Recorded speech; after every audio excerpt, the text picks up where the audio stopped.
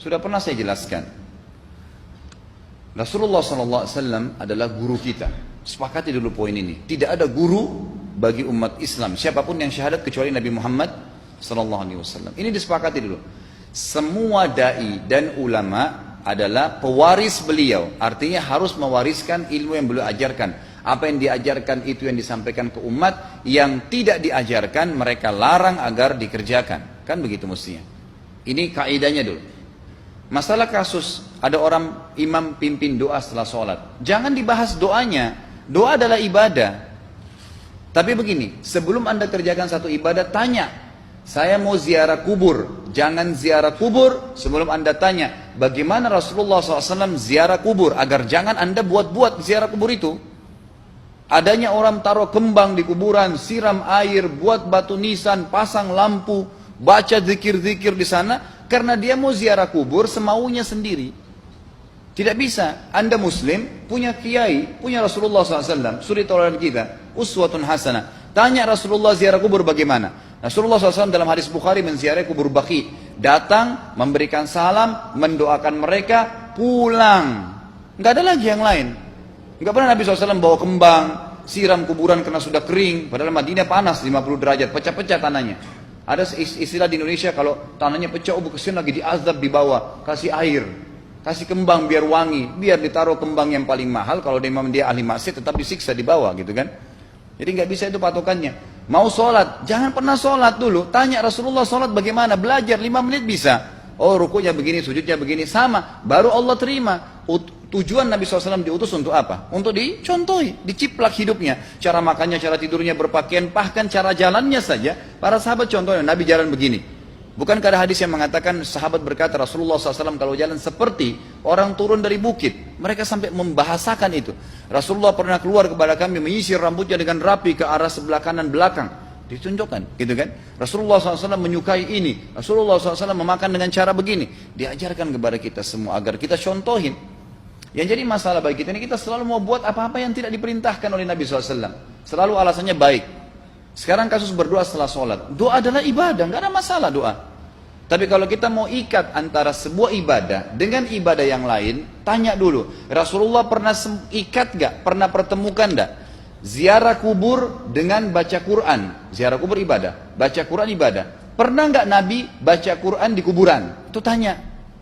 Nggak ada riwayat Nabi SAW pernah baca Al-Fatihah untuk orang mati atau baca di ayat Al-Quran. Datangkan dalilnya coba. Nggak ada satu hadis pun menjelaskan masalah itu. Lalu kenapa anda buat? Oh karena saya mau buat ibadah. Baik ibadah yang Nabi ajarin. Salam doain. Selesai. Jangan lebih daripada itu. Masa anda lebih pintar dari Nabi Muhammad SAW?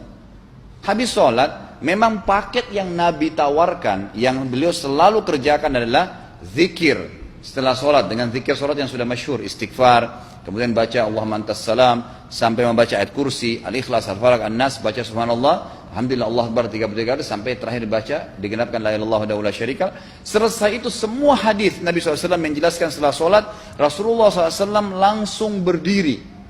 Memang beliau tidak pernah berdoa habis sholat 5 waktu itu. Memang begitu. Bukan doanya yang jadi masalah, bukan. Karena Rasulullah tidak kerjakan, jadi kita tidak kerjakan. Saya tekankan dalam pengajian saya, kalau anda punya hajat berdoa, berdoalah setelah sholat ba'diyah. Insya Allah aman. Karena sudah lepas dari paket yang Nabi tentukan.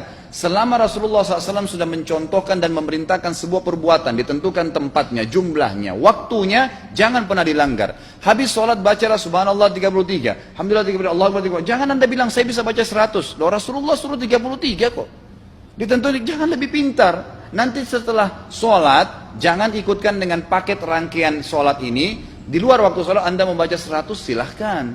Karena nggak ada penekanan di situ. Kalau ada penekanan waktu, tempat, dan jumlah, jangan dibantah. Anda pengikut Rasulullah atau bukan gitu kan? Harus jadi jelas. Yang membuat umat ini di Indonesia juga jadi masalah sekarang karena mau buat sendiri. Semaunya sendiri. Kenapa akhi, kenapa Pak Kiai, kenapa Habib, kenapa Ustadz, kenapa buat ini? Bukankah Rasulullah tidak mencontohkan? Oh enggak apa-apa, ini kan baik. Loh, kalau semua orang berkata seperti Anda, apa yang tertinggal dari agama kita? Kira-kira apa lagi yang tertinggal? Enggak ada kemurnian agama karena semua orang mau buat semaunya. Gitu kan? Semaunya sendiri. Pindah rumah, baca berzanji. Apa itu berarti sejarah Nabi? Kenapa baca berzanji saudaraku? Rasulullah waktu pindah rumah pernah baca-baca gitu enggak? Enggak pernah. Kenapa dibuat? Anda muslim bukan? Muslim, ya saya harus ikuti.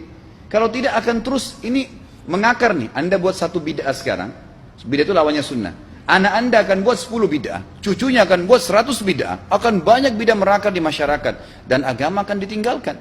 Kemurnian sunnah akan hilang, gitu kan? Ini bahaya. Ingat, Nabi SAW mengatakan kepada kita dengan hadis yang sangat jelas.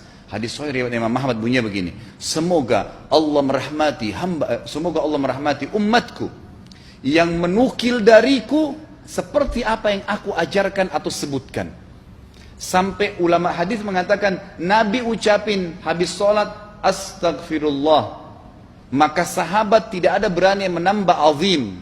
Nggak ada sahabat yang bilang astagfirullah azim habis sholat, nggak ada. Astagfirullah saja karena Nabi ucapin itu. Mereka mengakui tidak lebih pintar daripada Nabi SAW. Kenapa kita harus tambah astagfirullahaladzim, wali walidayya, wali muslimin, panjang. Dari mana ini semua? Ditambah-tambah, diembel-embelin, kenapa? Akhirnya keluar dari ajaran Nabi Muhammad SAW. Ini masalah gitu kan? Kenapa harus dilakukan? Peringatan maulid Nabi sudah sering saya ingatkan. Anda tanya semua yang buat maulid, kapan maulid itu sejarahnya ada? Semua buku sejarah menjelaskan tahun 230 Hijriah. Nabi meninggal tahun berapa? 11 Hijriah. Gitu kan? 11 Hijriah. Lalu kenapa harus ada dilakukan? Dan dari mana sejarahnya? Yang membuat pertama adalah orang-orang Syiah. Sejarahnya jelas dari Fatimiyah. Semua buku sejarah sepakat mengatakan bahwasanya maulid munculnya di zaman Fatimiyah. Dinasti Fatimiyah, orang-orang Syiah di Mesir, gitu kan? Dan mereka punya 6 macam maulid yang sampai hari ini masih dikerjakan di Iran. Ada maulid Nabi SAW, Hasan, Husain, Ali, Fatimah, dan raja mereka. Sampai hari ini masih ada. Kenapa orang-orang waktu baca maulid, baca salawat sambil berdiri pegang tangannya taruh di dada? Karena keyakinan orang Syiah, ruhnya Nabi SAW sedang lewat. Anda tahu nggak itu? Banyak orang kita buat tidak tahu. Yang penting bahasa Arab ikut saja, gitu kan? Tidak bisa. Nabi SAW tidak pernah rayakan. Pernah ada yang bilang sama saya, Ustaz, kan Nabi SAW pernah bilang, waktu ditanya tentang puasa Senin, beliau mengatakan hari itulah aku dilahirkan. Terus kenapa? Berarti boleh merayakan ulang tahun hari Senin, gitu kan? Tidak. Nabi SAW cuma menginformasikan bahwasanya beliau lahir di hari Senin. Dan beliau tidak pernah ngumpulin sahabat untuk baca bersama-sama, merayakan hari raya. Beliau tidak pernah. Kalau itu benar, Nabi nggak bakal tinggalkan kok. Ibnu Katsir rahimahullah, garis bawahi poin ini. Ibnu Katsir rahimahullah, dalam tafsir beliau, tafsir Quran Azim. Dan subhanallah Ibnu Katsir ini, kata ulama, hampir semua kalangan golongan itu banyak memakai banyak memakai buku beliau. Walaupun berbeda dari sisi pemahaman yang lain, tapi tafsirnya kebanyakan kembali ke tafsir beliau. Beliau mengatakan tafsir surah Al-Maidah ayat 3 yang bunyinya a'udzubillahi minasyaitonir rajim, al-yawma akmaltu lakum dinakum. Hari ini saya sempurnakan agama kalian, kata Allah. Ya. Wa atmamtu alaikum nikmati. Saya sempurnakan nikmatku pada kalian. Artinya tidak butuh yang lain. Wa raditu lakumul Islam madina. Saya ridha Islam sebagai agama kalian. Kata beliau, ayat ini turun menandakan dan memastikan bahwasanya Nabi Muhammad SAW tidak meninggal dunia kecuali sudah mengajarkan semuanya. Yang hitam, yang putih, yang gelap, yang terang, yang susah, yang muda, ya, semua dijelaskan. Siapa, kata beliau, yang menganggap masih ada sesuatu yang harus ditambahkan setelah Nabi SAW meninggal dan turun ayat ini, maka dia adalah ahli bid'ah. Dia orang yang membuat-buat agama. Nabi sudah ajarkan semua, selesai. Jangan ditambah, jangan dikurangin. Kita tidak lebih pintar dari Nabi SAW. Nabi nggak pernah rayakan hari lahirnya, jangan dirayain, selesai. Emang kenapa kalau kita nggak rayain? Kenapa? Tangan kita terputus? Enggak. Masih banyak ibadah yang disunnahkan gitu. Sama dengan kasus Isra dan Mi'raj. Kejadian besar dalam Islam. Tapi Anda boleh kembali kepada semua buku sirah. Saya tantang semua buku sirah Anda kembali. Insya Allah yang berpegang pada Al-Quran dan Sunnah. Memang ada dasar wahyunya. Maka semua akan menjelaskan. Nabi SAW setelah pulang dari Isra dan Mi'raj tidak pernah mengumpulkan sahabat-sahabat untuk merayakannya setiap tahun. Tidak pernah. Boleh dipelajari iya, setiap hari. Tapi ditentukan tanggalnya lalu dibuat acara. Tidak pernah Nabi SAW buat itu. Lalu kenapa Anda buat? Kalau Anda mau tetap buat, ya silahkan. Itu hak terserah Anda. Tapi saya ngajak kepada Anda kembali kepada kemurnian ajaran Nabi SAW. Kita tidak akan pernah kembali. Kata Syekh Utsaimin rahimahullah, umat Islam ini akan kembali kepada kejayaan mereka kalau mereka betul-betul kembali kepada ajaran Rasul mereka Muhammad SAW. Murnikan ajaran Nabi yang jalankan seperti yang beliau ajarkan, selesai, akan aman. Pasti akan kembali kejayaannya. Kita nggak bisa saling menghardik, saling menyalahkan yayasan ini, organisasi ini, kelompok ini, karena masing-masing mau beristidlal sendiri, mau menjalankan sendiri hukum-hukum agama ini, bukan mengikuti sunnah Nabi SAW. Jemaah haji kita, jemaah umrah, datang ke Mekah, tur dalam kota Mekah, naik ke gunung untuk lihat Gua Hira. Kenapa naik ke Gua Hira? Oh, Rasulullah pernah di sini. Baik, saya jelaskan. Nabi Muhammad SAW ke Gua Hira sebelum turunnya wahyu. Dan beliau terakhir sekali di Gua Hira pada saat menerima Iqra bismi rabbikal ladzi khalaq. Itu saja. Setelah kejadian itu, beliau turun dari Gua Hira, dari waktu itu sampai meninggal, Nabi SAW tidak pernah ke Gua Hira lagi dan tidak pernah suruh sahabatnya ke Gua Hira. Kenapa anda ke Gua Hira? Sampai naik 3 jam ada yang jatuh mati. Karena jahil, tidak tahu pemahaman agamanya. Nggak bisa begitu. Cukup dikenang iya. Kecuali Nabi SAW suruh, datangilah Gua Hira. Ya silahkan. Gitu kan? Kalau enggak, kan begitu. Masalah Isra Mi'raj, saudaraku, kejadian besar. Ambil ibrahnya, yang penting ilmunya. Oh, salat 5 waktu, kejadiannya pernah gini. Ada kebesaran Allah, ambil pelajarannya iya.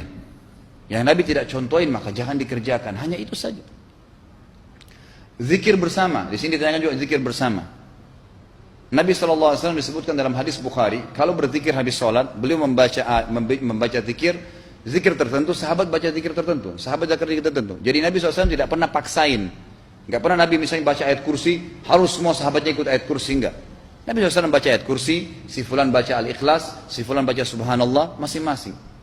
Dan ingat, Allah SWT mengatakan apa? Tentang masalah zikir dan doa ini. Ya.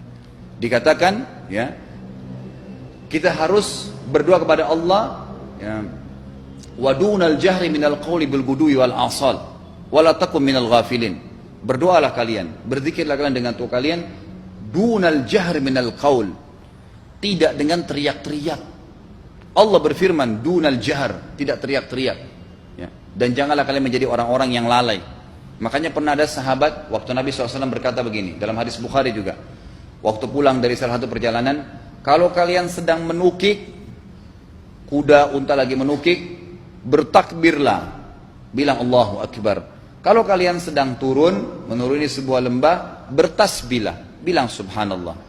Ada satu sahabat badui, orang dari padang pasir, semangat dia jalankan sunnah Nabi.